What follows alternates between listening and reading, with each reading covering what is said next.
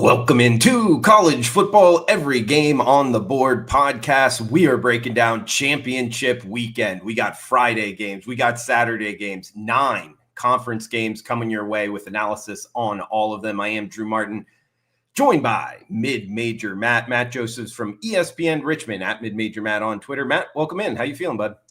Feeling good. We went 1-1. I got a little greedy last week on the best bets. Blake Horvath fell a little short because all they did was run on Memphis, and North Texas went well over their total. So that was an easy win because the Mean Green have a lot to play for, and we'll certainly get into them a little bit later on in the podcast. Matt, I'll tell you, man, right before we get into the games, hats off to you. I know you've been making money on the best bets on this show, but whenever a handicapper goes with 2, it's never. It almost feels like it's never 2-0. It's either a split or it goes the opposite way, man. So I'll try to talk you off in the future of putting out 2. Yeah, it's just I feel giving. We're in the holiday season, Drew. I felt like I was trying to, but you're right. I should have just stuck with 1, and then the record would have been a lot better.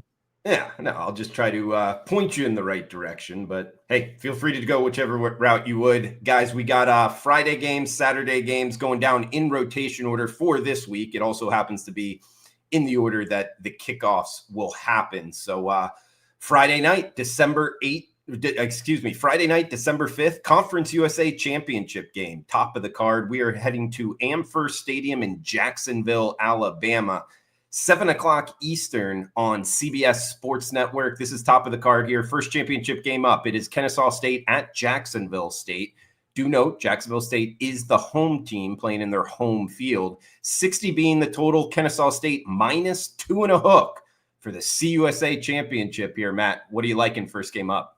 So it's an interesting thing because we just did this game a couple weeks ago, and Jacksonville State won at home 35-26. Now, if you go into the box score a little bit, Kennesaw State had 579 yards of offense. The problem was they threw 4 interceptions, and at the end of the first half, they allowed a 62-yard Hail Mary, which gave Jacksonville State momentum going into halftime. And then, of course, that led to, the second half going Jacksonville State's way. So there's 2 ways to look at it. A, Jacksonville State won the game. They were really successful. They ran the ball. They ran 252 yards. They had 2 guys over 120 yards rushing.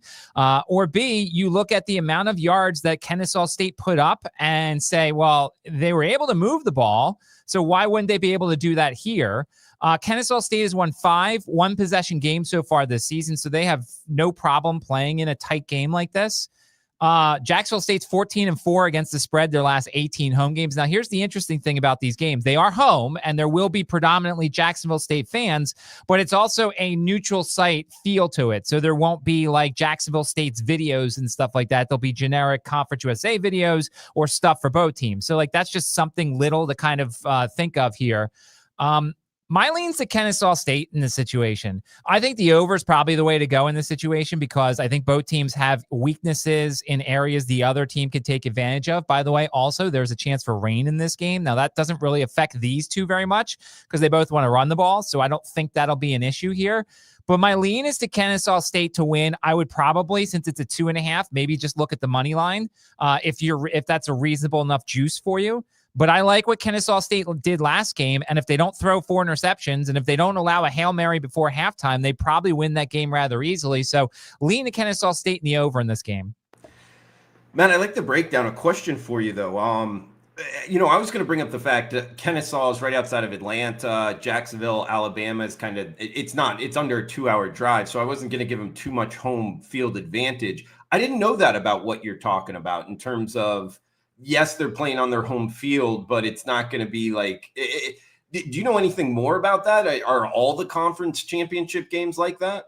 Well, so the ones that are on neutral fields, yes. The ones that the power conferences, yes. So the only reason why I know this now is because I'm going to the Sun Belt Championship on Friday. I'm going to be in Harrisonburg for the JMU game, and the thing talks about how it's not going to feel like it's a JMU home game, but there's going to be a lot of Sun Belt stuff going on. And then some of the tweets that I've read are, we have to generate our own energy because when you go to your own home game, you've got guys singing karaoke, you've got pump up videos. studios that help out and everything. Well, none of that stuff is going to happen at these places. Now, maybe Conference USA is different. I don't know. But I know for the Sun Belt that while it is a JMU home game, they are not doing a lot of the JMU things because it is the Sun Belt Championship being played at James Madison. So I figure Conference USA is playing their championship game at Jacksonville State. Thanks for clarifying that, Matt. As we got next one up, speaking of the Sun Belt Championship game, we are heading to Bridgeforth Stadium in Harrisonburg, Virginia, in a game Matt will be at personally. This is 7 p.m. Eastern on ESPN.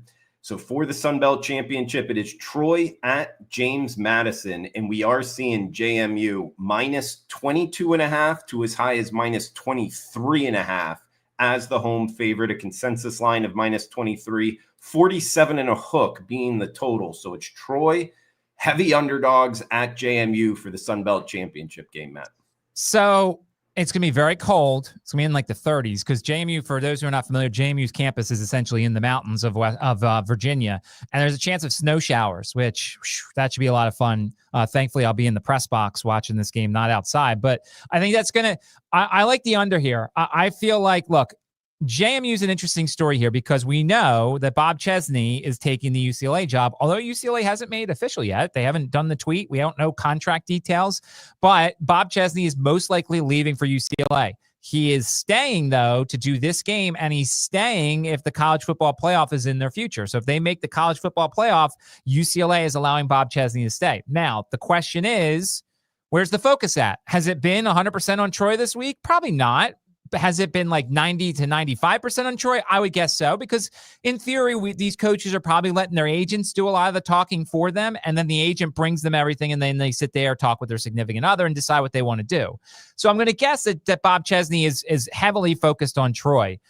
The other thing that's interesting here is, look, if JMU wins, they're most likely not going to jump over the AAC champion. The rankings that came out yesterday, Tulane was, I think, 20 or 21. North Texas was 24. JMU was 25. So they're not jumping over the AAC champion. But if Duke beats Virginia, there is a chance that JMU and the AAC champion both get into the college football playoff. So there is a lot at stake here. So style points could come into play. The interesting thing here is Troy's defense is not bad. If you look, Troy lost 27-16 at Clemson. I know what you're probably thinking about Clemson, but this was earlier in the season before we kind of saw the real Clemson and like they struggled down the stretch and everything. They also lost 28-7 at home to Memphis. That's a high-powered offense. They lost 33-0 at Old Dominion.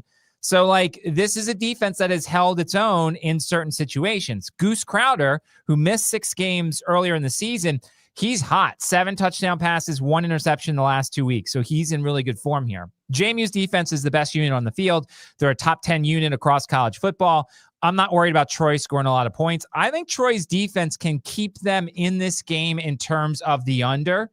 I don't think JMU is going to get style points here. I think they're going to win something like 27-10, maybe 31-6, something like that.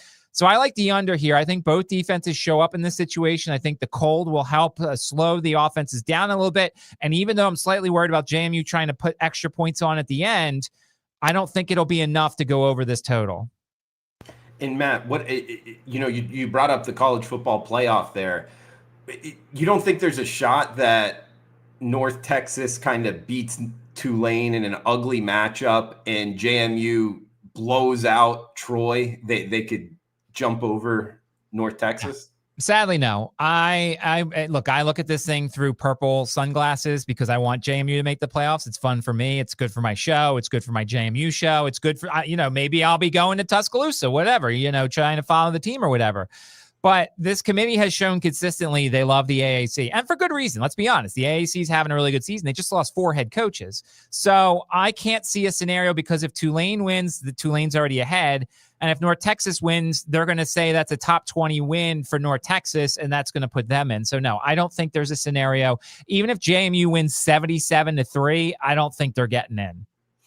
Yeah, fair enough. All right, we'll move down the list here. 8 o'clock Eastern. We got 2 more games on Friday. There's 4 championship games Friday night. Next one up, 8 o'clock Eastern.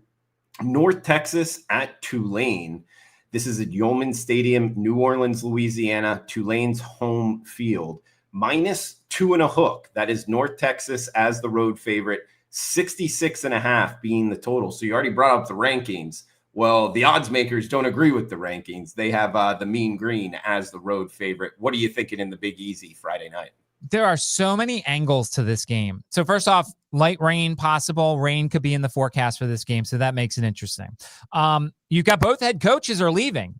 They're coaching this game, but they're leaving. Eric Morris is going to Oklahoma State. I think that's a fantastic hire. I think he's going to do good things at Oklahoma State, but he's staying to coach in this game. And John Summerall is going to Florida, but he is also coaching in this game. So once again, we talked about Bob Chesney. Where's the focus level for both of these for both of these head coaches? The fact that they're staying at their schools makes me think they're putting in the full work to get ready for this game. There's also clear advantages for both. If you look at North Texas, they're 12th ranked against the pass. They're 133rd ranked against the run. If you look at Tulane, they defend the run. They can't defend the pass. So to me, it feels like this is a game where you're going to hammer more props. If you go back to North Texas, who played one competent offense all season, one. That's why I don't think North Texas belongs in over JMU, but whatever. That's a whole different story. North Texas played one competent offense. They gave up 63 points to USF. Byron Brown had 3 touchdowns passing, 2 touchdowns rushing, 82 yards rushing. North Texas really hasn't played anybody good in over a month. Navy I think it was November 1st or November 2nd. That was the last tough game. To me, I'm looking at Retzlaff props. He has 14 passing touchdowns, 14 rushing touchdowns. I think Retzlaff uses his legs a lot in this game because I think North Texas has struggled against mobile quarterbacks. I also think Mestamaker, the North Texas quarterback, I think he's going to find some success because Tulane can't stop the pass. And I think this is where potentially you just look to take advantage of the matchups. North Texas can't stop the run. So they got to play Retzlaff stuff, especially on the ground. Tulane can't stop the pass. You play Mestamaker props to the over on passing. Like, this is going to be a really fun game. Who do I think is going to win? I mean, my lean's to Tulane, but that's also personally because I don't believe in North Texas. North Texas is putting up great numbers. Their offense is scoring 50 plus on everybody, but like they also have played nobody. Look at who they've played lately. It's Temple, it's Charlotte, it's some of the other really bad teams in the conference. Tulane has at least played Duke. They played Northwestern. They played Ole Miss. They played all these tough teams out of conference. So like I believe in them a little bit more in terms of competition. So I don't really have a side play in this game. My lean is probably to Tulane and probably the over. But I think you play the Retzlaff rushing yards and put a rushing touchdown in for Retzlaff. And then I think you look, as I said, Mestamaker over whatever his passing touchdowns is, because I think he's going to throw a lot against Tulane. And any other thoughts on the weather? I'm just because I agree with you. I could see a lot of points happening in this. I thought you broke it down really good from a statistical standpoint. But I am seeing mid 50s. With rain, it's always tough to tell how much rain and is it actually going to be raining during the game. But, anything more on how much it affects these offenses? So I think the rain benefits the team who wants to run more. And considering North Texas has the weakness against the run, I would think that benefits Tulane. It also somewhat benefits Tulane that they're home. But then again, North Texas is a great running back, the freshman running back who's tremendous. So I don't think there's a real clear advantage in the rain because I think both of these teams, if they had to, could just go straight running. So no, I don't see any sort of advantage here. And I think that's still, much like you said, I think it leaned toward the over in this situation as well. Should be a fun, festive atmosphere. Tulane with a chance to win the conference championship, punch their ticket in the college football playoff Friday night in New Orleans. That should be a fun one, huh, Matt? I think so far every game we've talked about is going to be fun. I think Friday night as a whole is going to be great TV for those college football fans who can get themselves to watch the group of 5 games. Yeah, I think these are tremendous games so far. And I think it's going to be, look, you got 2 coaches who are leaving. You've got 2 teams that can make the college football playoff, and maybe their coaches stay for that. But yeah, I think that's going to be a really fun matchup on Friday. Absolutely. And we got the last one for Friday before we hit the Saturday games.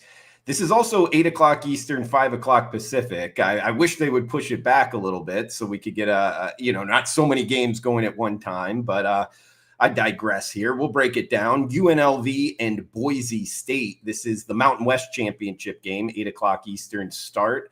Albertson Stadium, Boise, Idaho, as we are heading to the blue turf here. And it is 59 being the total, -4 and a hook or -4, depending where you're shopping. Kind of a split line, 4.5. That is Boise State.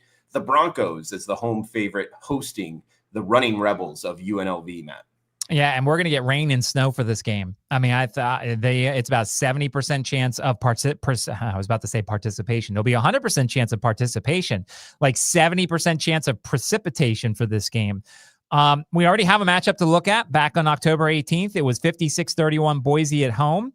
That game was really close. It was 28-24 at halftime. And then Maddox Madsen, who is starting in this game, had a tremendous second half and pulled away. Once again, I feel like there are advantages that each team could take advantage of. I mean, look, Boise State should be able to do whatever they want now that they have their starting quarterback back. But I also think Anthony Calandria is the type of guy that can get UNLV this victory. I mean, look, he's been everything I think UNLV has hoped for and more. I watched him at UVA. His highs are tremendous. He can run. He can throw. You just have to hope he doesn't make the bad throws.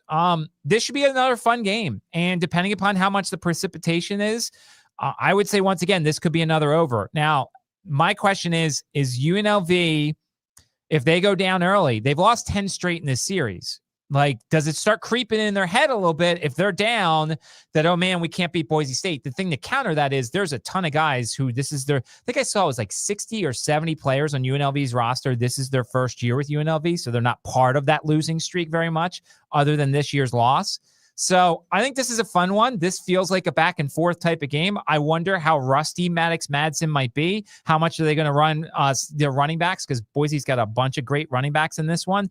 This could be a very good live betting situation. If you watch Madsen in the beginning, if he looks rusty, but they're moving the ball, maybe you bet on Boise live. If he looks rusty and does not look good at all, maybe you put some money down on UNLV. Matt, we'll turn the page here. Saturday, December 6th, the Big 12 championship game. This is a neutral site, AT&T Stadium, Arlington, Texas. It is BYU and Texas Tech, kicking us off 12 noon Eastern here. Minus 12.5 or minus 13 split line. That's the Red Raiders going off as the quote-unquote home favorite. 49.5 being the total. BYU, Texas Tech for the Big 12 championship. So these two teams played back on November 8th. It really wasn't even close. Like I had the team total under for BYU. They lost 29-7 in that game. I mean, Texas Tech is just a monster on both sides of the ball. Interesting thing here, disparity. Team total's 30.5. Touchdown market is 3.5. So if you want to kind of play within the margins a little bit, you could, and if your book has the touchdowns market, you could take over 3.5, win that bet, and still not win over the 30.5. I think Texas Tech does whatever they want in this game.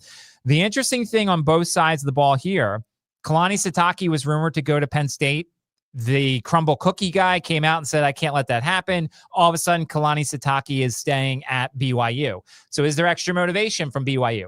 They also are getting wide receiver Chase Roberts back. Chase Roberts didn't play last game. They had 3 turnovers in the loss to Texas Tech. Now, you know, there's 2 schools of thought here. One, Texas Tech's defense is really good. They can do it all over again. But 2, there's now film from that game. There's now things that you've learned on both sides that you may change when it comes to this contest. Texas Tech, Joey McGuire, I just saw, also signed a long-term contract extension. And Texas Tech is 4th in the college football playoff rankings. How much do they want to put style points up to make sure they stay up there? I don't think they're getting to 3 because I think that unless Georgia loses, maybe they get up to 3. But I could also see the committee moving Alabama from 9 to 3. Who knows? So there's a chance for them to move up, but then again, what's the difference between 3 and 4? Like, there's not much of a difference between 3 and 4. All that said, I like Texas Tech in this game. I just think they're the better team. I do expect some more motivation and better effort from BYU this time around, now knowing that their coach is staying and not going to Penn State. I think that's an emotional boost for a lot of programs, but Texas Tech is just so good, and you'll see why they paid all that money for their players in this game. They're the better team. I like Texas Tech to win here. Do you like them to win by 2 touchdowns or more? So there's a part of me that says BYU is going to keep this close because of the motivation for the coach staying, because of the fact that they're healthy, their wide receivers there. I think a running back is also playing coming back in the running back room. So I prefer probably to look at maybe Texas Tech's team total or certainly the over 3.5 touchdowns. I think Texas Tech will find some offense in this game. Part of me keeps saying, though, I think BYU can make it interesting and cover, but I'm not playing that. My lean would be to BYU plus the points. And no motivation part of the handicap, meaning Texas Tech, even if they lose, they're probably still in the playoff, but they still have something to gain by getting a bye in the first round. So motivation, not an issue, right? Correct. Yeah. I think that both teams will have the motivation, one of college football playoff rankings, one of the coach not leaving. So I think motivation will be really high for this game. The only other thing that you can think of, and I don't think this is going to happen with this conference, but we have to kind of think about, Drew, that if the Big 12 wants to get a second team into the playoff, things might happen. The problem is Texas Tech's just so much better. They're just so much better than BYU. I don't know if you can bridge that gap with, what I'm thinking of happening in this game. Yeah, I was actually going to ask you that. I just didn't want to be conspiracy guy, but it's in the back of my head as well. I mean, if you can get two teams in from the conference, if there's anything you could do, why wouldn't you try to do that? Yeah. It's more money. Exactly. And look, if this game was closer, I mean, we're going to talk about the ACC, and I have the same exact thought there.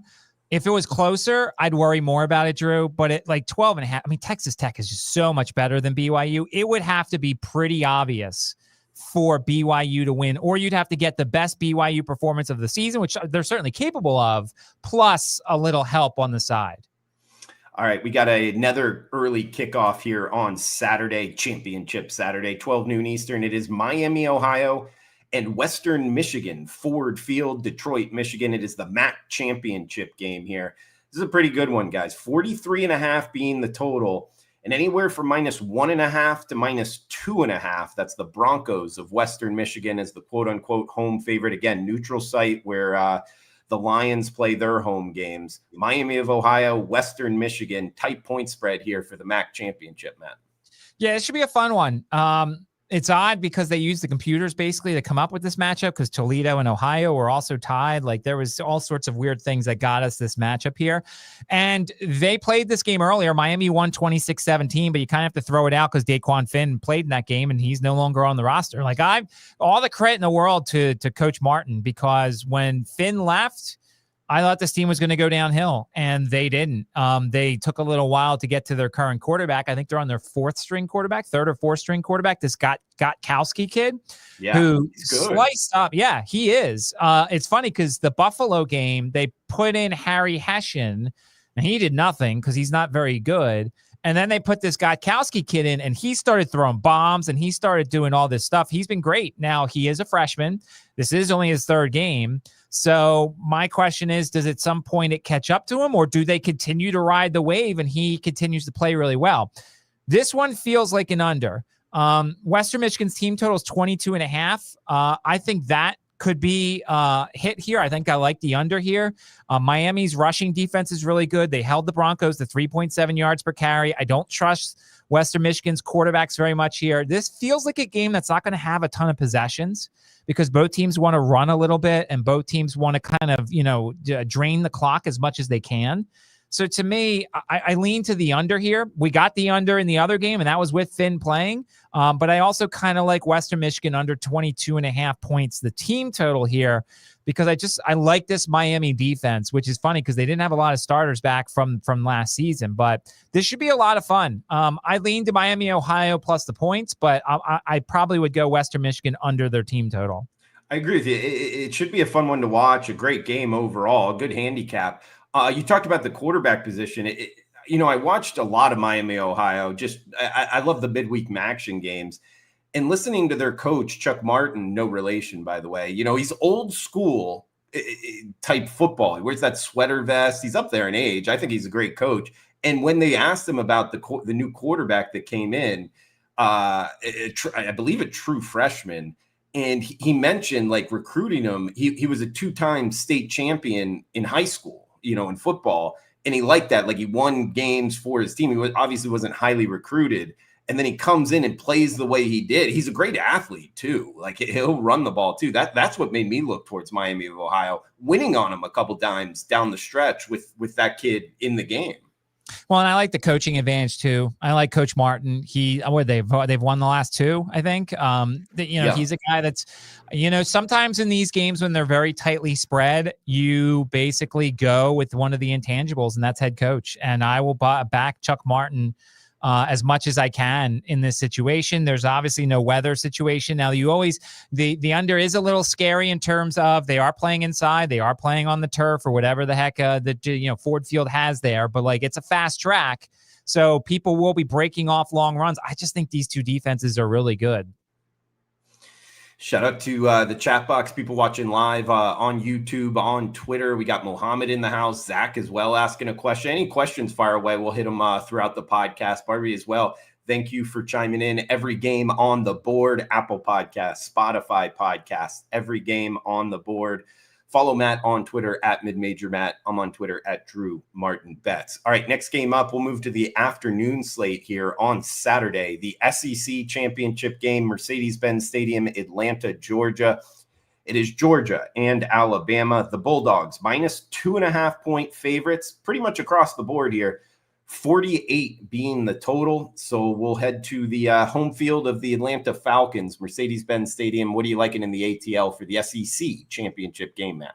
So once again, it feels like is Alabama in Georgia's head. Like, obviously they played the game earlier and it went the way of Alabama 24-21.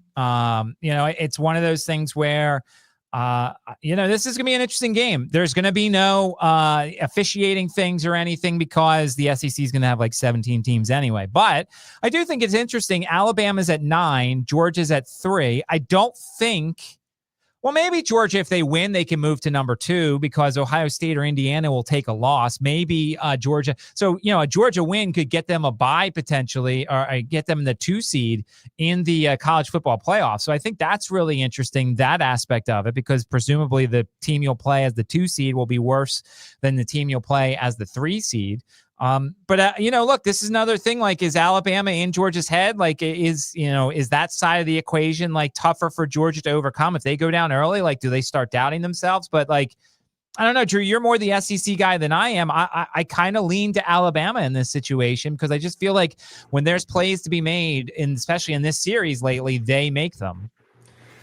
Yeah, that's a fair point. I don't know, though. I kind of lean on the other side. I think Georgia's the better team. I think Alabama, even watching that Auburn game, a 7-loss Auburn team, I kind of put them to the brinks there. I think Georgia's got more in the tank, so I'd probably lean with the Bulldogs under a field goal. But it is what it is, not something that I'm going big on anything. I do kind of like the over. I feel like does the SEC games feel like they're more overs because they're playing on a fast track, and with those athletes, like there's more longer touchdowns and stuff like that. I feel like that stadium and this much talent on the field, it feels like this is an over waiting to happen. Yeah, good point. I mean, both of these two teams playing outdoor stadiums. I would venture to say 90% of their games this season have been outdoor.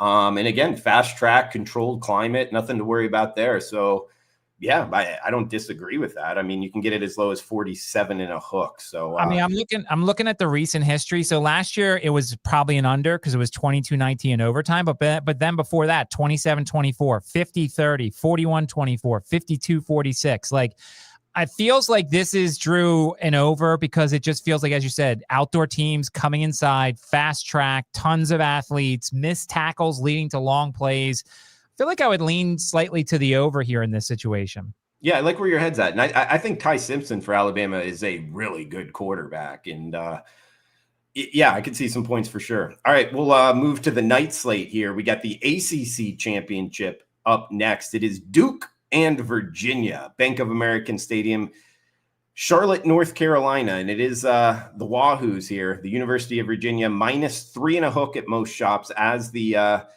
favorite, 58 being the total. So we get the Blue Devils and the Cavaliers for the ACC championship, Matt. So first thing, a little bit of rain chances in Charlotte. That'll make things a little bit interesting because, both these teams, I think, want to beat you through the air. They can run.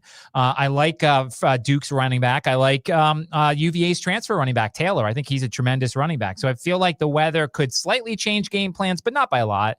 The other thing that we have to mention, and I'm not saying this could definitely happen, but if Duke wins, the ACC could get shut out.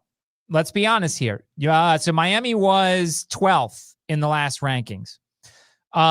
If Duke wins this game, UVA will not be in.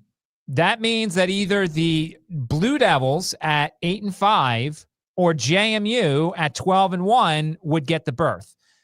So to me, there's a chance, and obviously we all think about this as gamblers. things could happen in UVA's favor in this game. I'm just saying. I'm not going to guarantee it or anything like that, but I'm just saying there's a chance Miami doesn't make it as an at-large, and if UVA loses, the ACC gets shut out, and then we spend the whole offseason talking about how bad of a conference this is. Now, let me also preface it this way. UVA is the better team. UVA has a very good offense. I still don't necessarily love UVA's defense. The loss of Cam Robinson at linebacker, they've gotten away with it a little bit in the last couple of games. I don't know if they can continue to get away with it because he's such an important player. He's the best player on their defense, and he's out with a torn ACL. I think they've played a bunch of games without him because he missed the start of the season, and then he missed last game against Virginia Tech. So that's an interesting thing here. Duke's offense is awesome. The money they spent on Darian Mensah is truly well-spent money.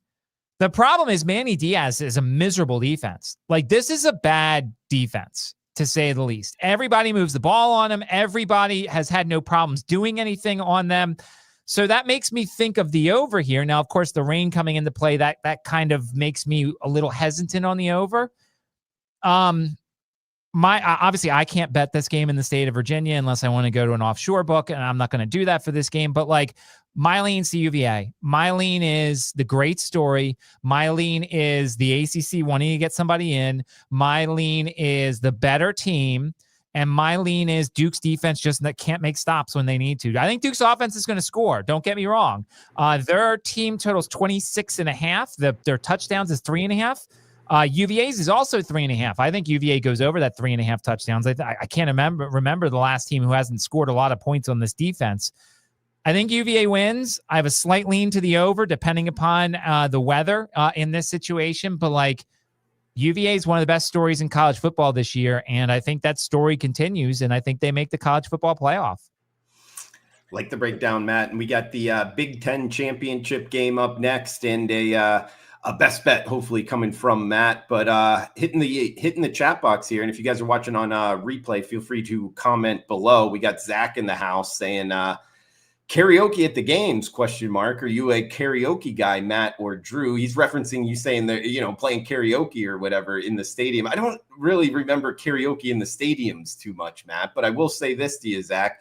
Give me 6 Budweisers and a microphone in a dive bar setting, and I'll give you some Sweet Caroline on the karaoke machine for sure. It's been known to be done in my past. Matt, what about you? Are you a karaoke guy at all? So the only reason why I bring that up is because at JMU, they have a couple of segments where they have JMU football players singing like 90s songs or 2000 songs. And so like, that's why I brought up karaoke, but like, the trivia contest, stuff like that.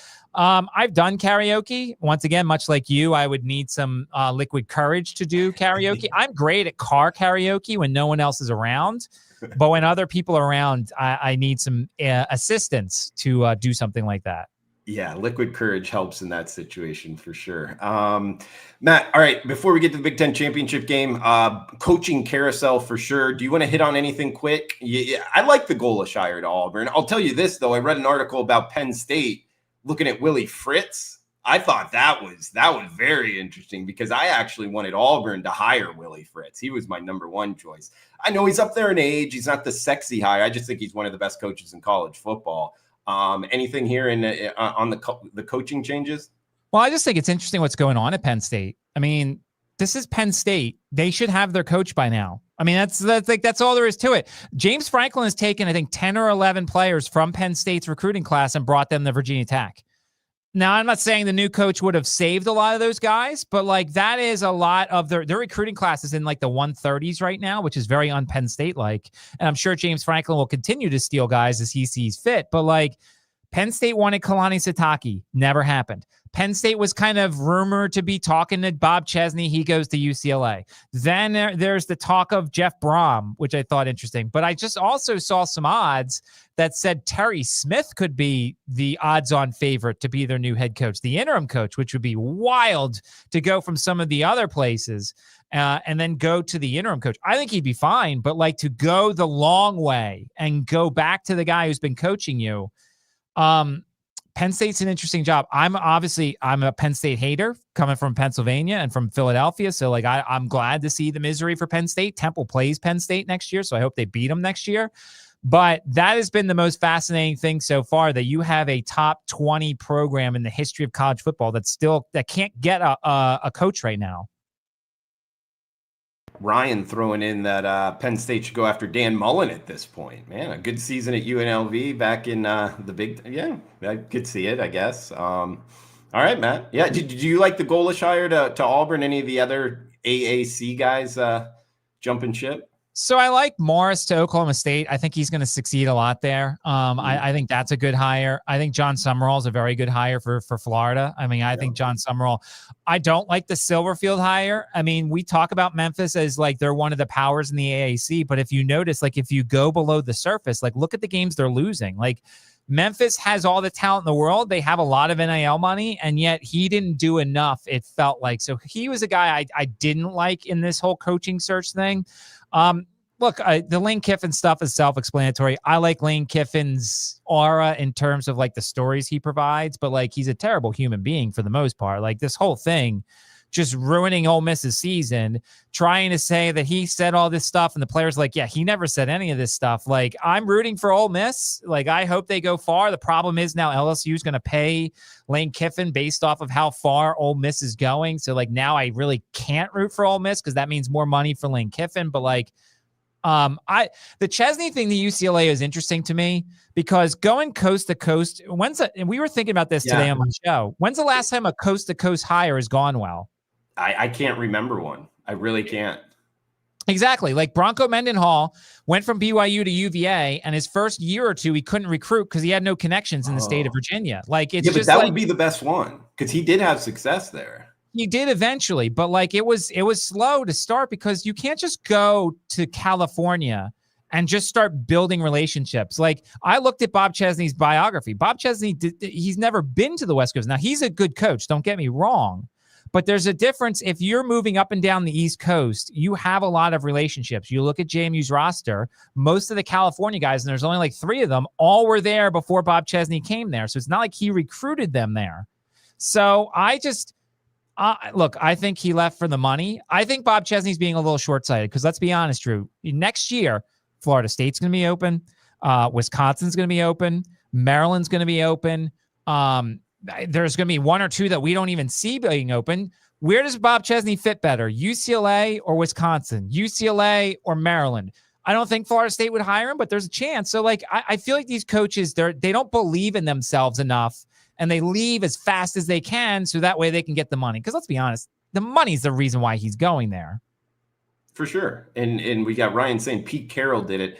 I don't remember where Pete Carroll was before USC, so I can't really comment too much on that. I will say Mario Cristobal, I guess, had success being mostly a Southeastern guy and going to Oregon. He had success at Oregon. So there are a couple. But you're right, Matt. It's mostly because, when you're a coach, even an assistant coach working your way up, you make relationships with the high school coaches in your region, and therefore it helps you in recruiting. And then when you go on the other side of the country, you don't have that as much. So It makes sense why the guys don't succeed as much. And he's a great coach, don't get me wrong. But I would have believed in myself for 1 more year and waited for Florida State or Maryland or Wisconsin. And you would have gotten that money. Here's the thing. So here's the good thing for Bob Chesney. He's going to UCLA. UCLA does not care about college football. There's 4 seasons in UCLA. There's college basketball season. There's college basketball recruiting season. There's watching old highlights of basketball season. And then there's just hibernating and not thinking about anything. Like that's the 4 seasons for UCLA athletics. Football is a nice distraction, but like, he's going to a place where, and you know what? You know the other thing here? They all think it's Curt Cignetti because what did Curt Cignetti do? He went to Indiana. Well, Indiana's the same thing. They're a basketball school, and all of a sudden they're hoping he'll resurrect UCLA like Cignetti did at Indiana. And I think he'll do fine at UCLA, but that's a tough job to take, and you could have had better jobs next year that if you believe in yourself that JMU's not going to fall off and from where they are now, you could have had a whole lot better jobs next year. Ryan thrown out there, the Jets and the Pats. So I guess going from the NFL on one side of the coast to the other side, a little bit of a different animal, but no, good point there, Ryan. All right, let's get back to the games as we got the last championship game. We'll talk a little FCS here and then get a best bet out of Matt. We got Indiana and Ohio State. This is Saturday night, 8 o'clock Eastern, Big Ten championship game, Lucas Oil Stadium, Indianapolis, Indiana, where the Colts play their home games. It is Ohio State -4.5 at most shops, 48 being the total. So we get the Hoosiers and the Buckeyes for the Big Ten championship here, Matt.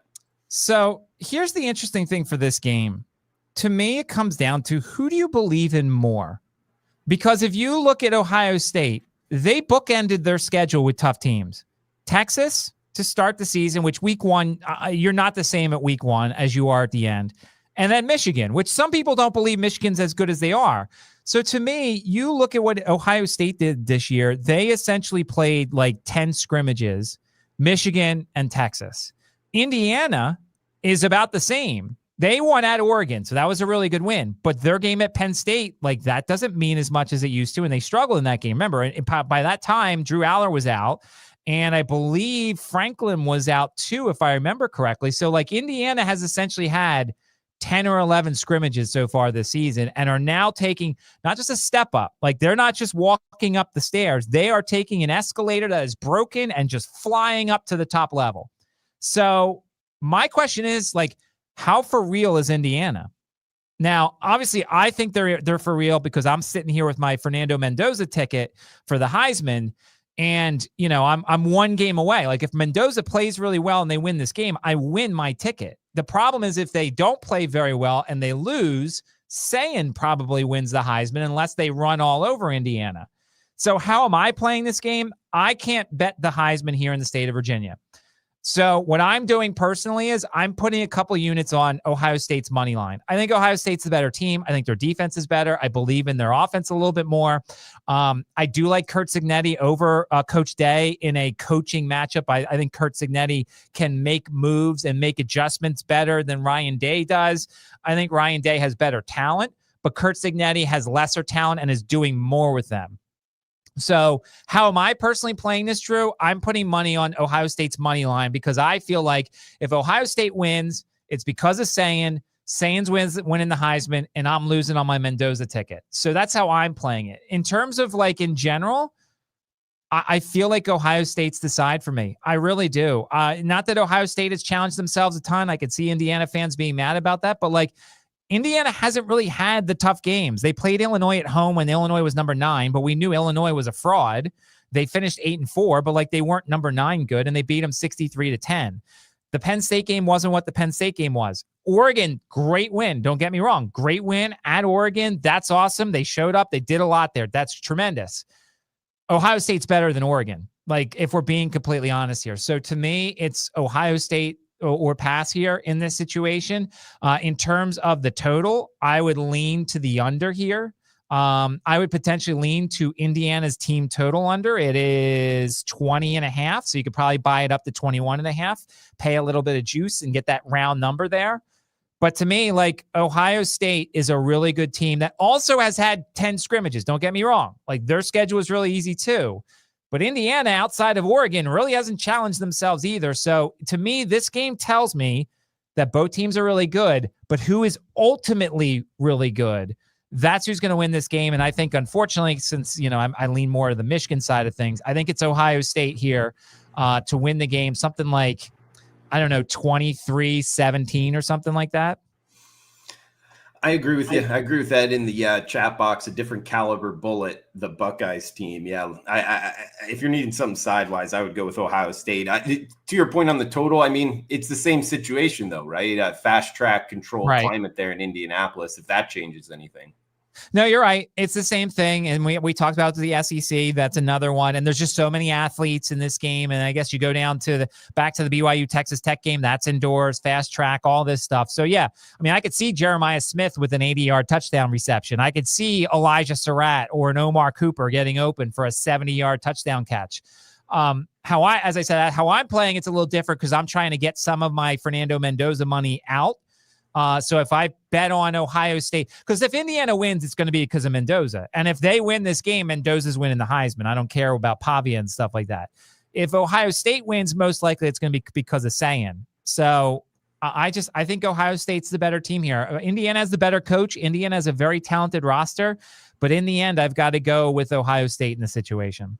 And before we get to best bet, Matt, we do have the FCS playoffs. Something interesting, the Ivy League is now in the FCS playoffs with Yale. Almost a 30-point underdog, though, man. I thought there might be there still might be some value in betting that game. But did you want to throw out anything FCS playoffs? I mean, Montana State's really good. The Bobcats are really good. Let's be honest. The FCS runs through the Dakotas and the Montanas. Those are the best programs year after year. I mean, looking at the spreads and stuff, I mean, I don't feel confident enough to be like, this is a play I would make, but I would say, great story for Yale. They're going out there with nothing to lose. I just don't think I think they are going to lose. Rhode Island is interesting. Rhode Island's got a really good offense. They're heading out to UC Davis. I think part of the reason the spread is 5.5 is because of the travel for Rhode Island. But if they go out there early enough, I don't think that's as much of an issue. And then the Spiders, who I work with and cover, they moved to the Patriot League. Lehigh is a great football team. Lehigh is undefeated. Like, their head coach could be interesting for some of these lower level jobs in the FBS. They're about a 4.5-point favorite against Villanova. Villanova, year after year, is a really good program. So I think Villanova and Lehigh could be a really fun game to watch. Could be a lower scoring game between those two. But that's a really interesting game. And of course, look, the Dakotas are around. North Dakota State's hosting Illinois State. South Dakota State's playing at Montana. So, like, as I said, the FCS runs through the Dakotas and the Montanas. Well, I mean, similar to Missouri State, Delaware taking the jump up with Montana State, Montana, North Dakota State. Like, these programs, I don't even follow the FCS that closely, but I know. Are any other of these FCS programs going to make the jump in the Sacramento State tried to, but they denied their waiver. So Sacramento State wanted to go FCS to FBS. Remember, Sacramento State's GM for basketball is Shaq, because Shaq's son plays for Sacramento State. And Sacramento State has legit money. Like, they're building a new stadium and stuff, I think, and they've got a ton of money. So, like, they tried to make the move and were denied on their waiver. But yeah, look how easy it is. I mean, JMU and Jacksonville State were bowl bound in the first year, but they didn't get in because there wasn't enough spots. Missouri State and Delaware are bowl bound in their first year. So I'm not saying everybody's going to be like that, but lately all the FCS teams are having a lot of success in the FBS. Okay. Yeah. So do you think more will happen in the next couple of years, though, outside of Sacramento State? So I think in 2030 and 2031, when all the TV deals are up and all the great movement occurs, I think we're going to see more. And I think we could lose the FCS by then. Or I think the FCS will be greatly different by then, because I think the Dakotas will eventually move up to the FBS level. And then I think maybe the Montanas will move up to the FBS level. Just watch, in 4 years or 5 years, college football will not look the same at all. Everybody will be different. There'll be like 20 teams in the SEC and 20 teams in the Big Ten and 20 teams in these other, like, it's going to look completely different than it does now. Man, a lot going on. And if those schools like Montana and Dakota made the jump up, if they played in the MAC conference, how good do you think they would do? Oh, they would do very well. Oh, they would win the conference? Probably be close to it, make the conference championship game. It depends. Toledo's always up there. Ohio's always up there.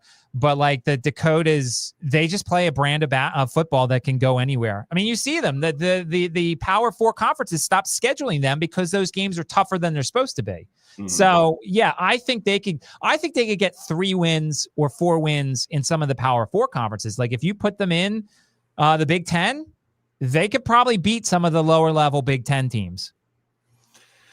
Man, that'd be interesting to see college football moving around here. But hey, we hit the championship games. Matt, do you have a best bet you want to throw out to the listeners? All right, so we're gonna go with only one. We've learned our lesson. I'm gonna go under the under in the JMU game.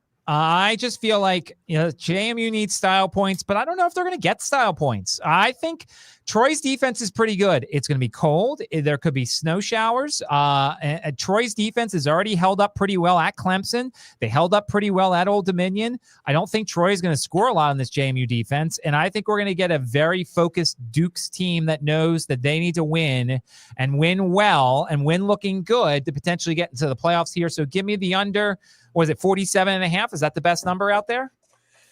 Yeah, we can give you 48, but yeah, 47.5 is consensus. Sure. Whatever number you want. Give me under on JMU and Troy. I think this game screams something like 31-10. 27-6, something like that. I think that JMU wins this game convincingly, but I feel like this one's an under. All right, that does it, guys, for Every Game on the Board Championship Week. Check out Matt Joseph's ESPN Richmond at Mid-Major Matt. Matt, anything else before we shut this down? Nope. I think we're good. I'm looking forward to bowl season. That's always a lot of fun to handicap. So hopefully we'll keep doing these and giving some winners out in bowl season. Yeah, guys, we'll be out with a few bowl podcasts every game on the board. That does it for Matt Josephs. I'm Drew Martin. Enjoy championship weekend. Until next time, bowl season. We'll be back. Cash those tickets. Thanks for tuning in.